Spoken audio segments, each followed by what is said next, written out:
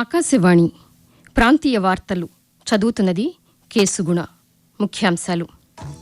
రాష్ట్రపతి ద్రౌపది ముర్ము ఈరోజు ఆంధ్రప్రదేశ్లోని శ్రీ సత్యసాయి జిల్లా పుట్టపర్తిలో పర్యటించనున్నారు. వచ్చే 3 ఏళ్ల కాలంలో 17 లక్షల ఇళ్ల నిర్మాణాలు పూర్తి చేయాలని ఆంధ్రప్రదేశ్ ముఖ్యమంత్రి నారా చంద్రబాబు నాయుడు అధికారులను ఆదేశించారు. దేశానికి విదేశీ మారక ద్రవ్యం అధిక శాతం చేపల ఎగుమతుల ద్వారా లభిస్తోందని భారీ పరిశ్రమల శాఖ సహాయ మంత్రి భూపతిరాజు శ్రీనివాస్ వర్మ తెలిపారు. వచ్చే దశాబ్ద కాలంలో దేశీయ మీడియా వినోద రంగం $31 బిలియన్ మేరకు వృద్ధి చెందుతుందని కేంద్ర సమాచార ప్రసార శాఖ సహాయ మంత్రి ఎల్ మురుగన్ అన్నారు. తెలంగాణను గ్లోబల్ గ్రోత్ ఇంజిన్గా మార్చడంలో ప్రతి ఒక్కరూ భాగస్వాములు కావాలని ఉప ముఖ్యమంత్రి మల్లు భట్టి విక్రమార్క అన్నారు. వార్తల వివరాలు. రాష్ట్రపతి ద్రౌపది ముర్ము ఈరోజు ఆంధ్రప్రదేశ్లోని శ్రీ సత్యసాయి జిల్లా పుట్టపర్తిలో పర్యటించనున్నారు. శ్రీ సత్యసాయిబాబా శత జయంతి వేడుకల్లో ఆమె పాల్గొననున్నారు. ముఖ్యమంత్రి నారా చంద్రబాబు నాయుడు ఈ కార్యక్రమానికి హాజరు కానున్నట్లు అధికారులు వెల్లడించారు. సాయంత్రం శ్రీ సత్యసాయి విశ్వవిద్యాలయం 44వ స్నాతకోత్సవంలో ఉపరాష్ట్రపతి సిపి రాధాకృష్ణన్, ముఖ్యమంత్రి నారా చంద్రబాబు నాయుడు పాల్గొని విద్యార్థులకు డాక్టరేట్లు ప్రదానం చేయనున్నారని తెలిపారు. రాష్ట్రపతి, ఉపరాష్ట్రపతి, ముఖ్యమంత్రి పర్యటనల నేపథ్యంలో జిల్లా అధికారులు పనులు పూర్తి చేయాలని ఆంధ్రప్రదేశ్ ముఖ్యమంత్రి నారా చంద్రబాబు నాయుడు అధికారులను ఆదేశించారు. అమరావతిలోని రాష్ట్ర సచివాలయంలో గృహ నిర్మాణ శాఖపై ఆయన నిన్న సమీక్ష నిర్వహించారు. ఈ సందర్భంగా ముఖ్యమంత్రి మాట్లాడుతూ వచ్చే ఉగాది నాటికి 5 లక్షల ఇళ్లకు సామూహిక గృహప్రవేశాలు జరగాలని అన్నారు. ప్రతి 3 నెలలకు ఒకసారి సామూహిక గృహప్రవేశాల కార్యక్రమం చేపట్టే విధంగా చర్యలు తీసుకోవాలని చెప్పారు. అందరికీ ఇళ్లు అనే కార్యక్రమాన్ని ఉన్నతాధికారుల నుంచి క్షేత్రస్థాయి ఉద్యోగులందరూ బాధ్యతగా తీసుకోవాలని తెలిపారు. దేశానికి విదేశీ మారక ద్రవ్యం అధిక శాతం చేపల ఎగుమతుల ద్వారా లభిస్తోందని కేంద్ర ఉక్కు, భారీ పరిశ్రమల శాఖ సహాయ మంత్రి భూపతిరాజు శ్రీనివాస్ వర్మ చెప్పారు. పశ్చిమ గోదావరి జిల్లా నర్సాపురంలో ప్రపంచ మత్స్య దినోత్సవాన్ని నిన్న నిర్వహించారు. ఈ సందర్భంగా భూపతిరాజు శ్రీనివాస్ వర్మ మాట్లాడుతూ భావితరాలకు మత్స్య సంపదను అందించడమే కాకుండా ఈ రంగంపై ఆధారపడి జీవిస్తున్న వారికి సుస్థిరమైన ఆర్థిక భరోసాను కల్పించడమే మత్స్య దినోత్సవం లక్ష్యమన్నారు. వచ్చే దశాబ్ద కాలంలో దేశీయ మీడియా వినోద రంగం $31 బిలియన్ మేరకు వృద్ధి చెందుతుందని కేంద్ర సమాచార ప్రసార శాఖ సహాయ మంత్రి ఎల్ మురుగన్ పేర్కొన్నారు. గోవాలోని పణాజీలో జరుగుతున్న 56వ అంతర్జాతీయ చలనచిత్రోత్సవంలో కో ప్రొడక్షన్ అంశంపై నిన్న నిర్వహించిన రౌండ్ టేబుల్ సమావేశంలో ఆయన మాట్లాడుతూ వారికి వచ్చిన సాంకేతికత సాయంతో పైరసీ నిర్మూలనపై దృష్టి సారించాల్సిన అవసరం ఉందన్నారు.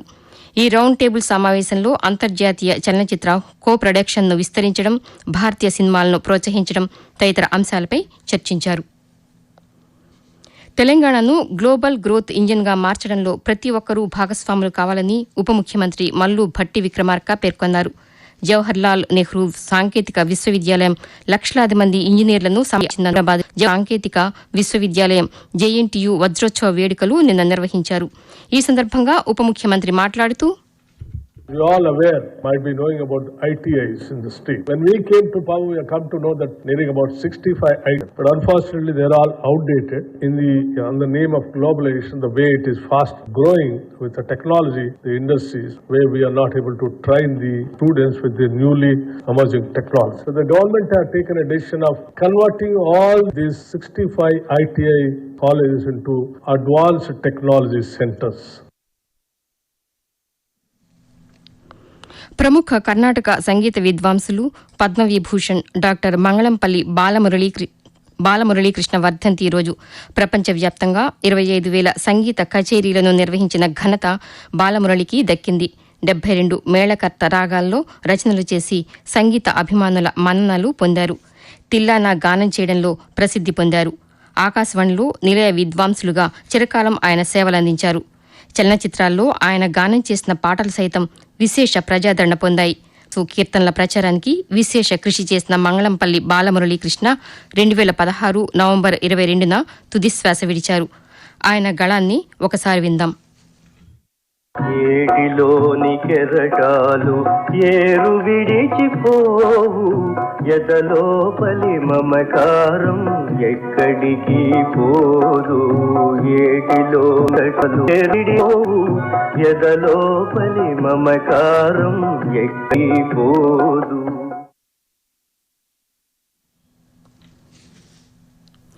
ఆకాశవాణి ప్రాంతీయ వార్తలు వింటున్నారు.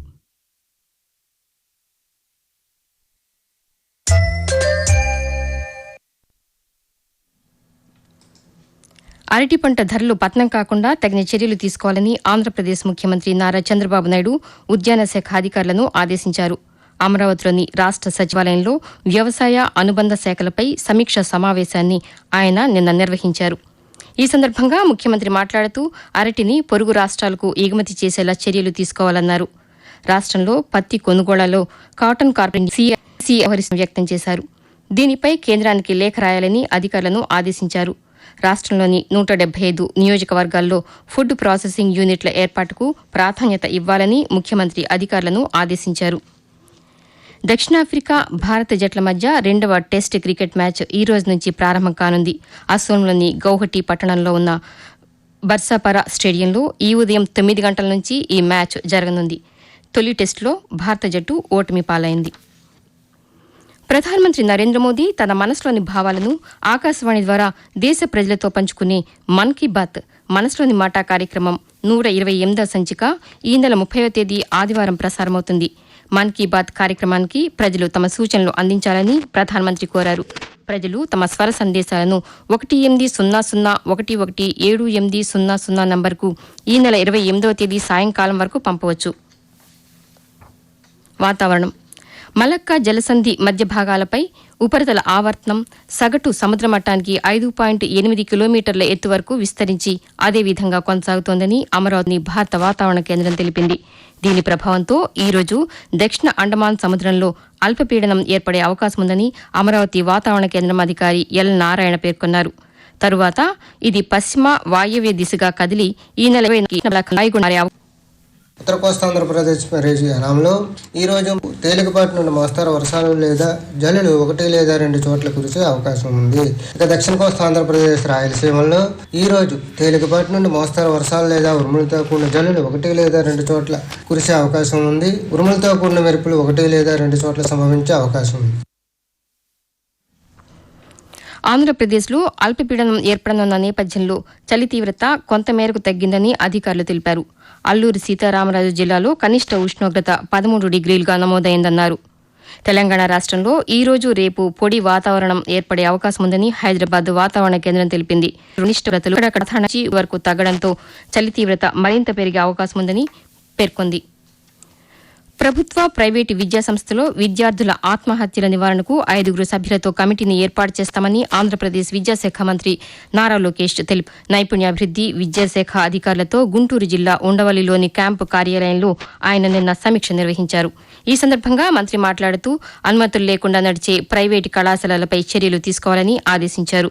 వచ్చే విద్యా సంవత్సరం నుంచి స్వదేశంతో పాటు విదేశాల్లో ఉన్నత విద్యను అభ్యసించాలన్న ఆసక్తి గల విద్యార్థినులకు కళలకు రెక్కలు పథకం కింద సాయం అందిస్తామని చెప్పారు. ప్రాంతీయ వార్తలు ముగించే ముందు ముఖ్యాంశాలు మరొకసారి. రాష్ట్రపతి ద్రౌపది ముర్ము ఈరోజు ఆంధ్రప్రదేశ్లోని శ్రీ సత్యసాయి జిల్లా పుట్టపర్తిలో పర్యటించనున్నారు. వచ్చే 3 ఏళ్ల కాలంలో 17 లక్షల ఇళ్ల నిర్మాణాలు పూర్తి చేయాలని ఆంధ్రప్రదేశ్ ముఖ్యమంత్రి నారా చంద్రబాబు నాయుడు అధికారులను ఆదేశించారు.